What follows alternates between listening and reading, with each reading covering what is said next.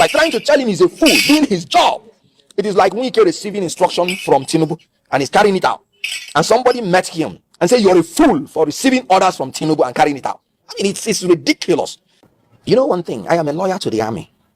And I felt very embarrassed and scandalized that a young officer, an officer of the government, that this young officer signed that he was going to defend with his life. If you know the military people, anytime I see them, I say, for even having the courage to sign that you're willing to give your life at any time for your nation, I respect you.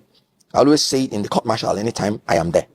For you to see such officer wearing the uniform and then calling him a fool because he is obeying the orders of his superior. If you remove that element of obedience to superior orders, we are done with. Because it is that element that ensures discipline. It is that element that will make a younger soldier to carry gun and put his life at risk because his Oga gave him orders. Immediately, the young officer said, sorry sir, I am here on instruction. I take orders. That would have ended it. Then the only thing you now have, the only grouse is with his Oga that gave the order. Not him, because he's under a duty by the tradition of the military to obey the last orders of his Oga, whether good or bad. So he has fulfilled the law himself.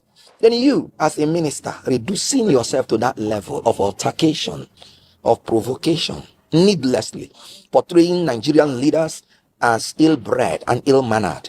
It is really very unfortunate. I took exception to that. It is not about the legality or illegality of whoever owns the place. No. It's about the fact that a young military officer was obeying orders legitimately given to him. And you want to introduce the element of disobedience in the army by trying to tell him he's a fool doing his job. It is like Wike receiving instruction from Tinubu and he's carrying it out. And somebody met him and said, you're a fool for receiving orders from Tinubu and carrying it out. I mean, it's ridiculous. And as a lawyer to the army, I've always pleaded that please leave these people. I know what my clients suffer. I know how some of them, even after defending them in the court martial, had gone from there and died. For this context, I take it very personal. It was needless. You have no problem with the young officer. He has already told you. So what is the meaning of those that assault and insult on him? Well, thank God, the young officer was very calm, cool, and comported, showing actually that he is a well-trained officer.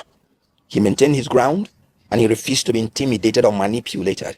When the minister is looking for people to intimidate, he should look for them outside the people that are wearing that uniform. Because the spirit in that uniform means that you should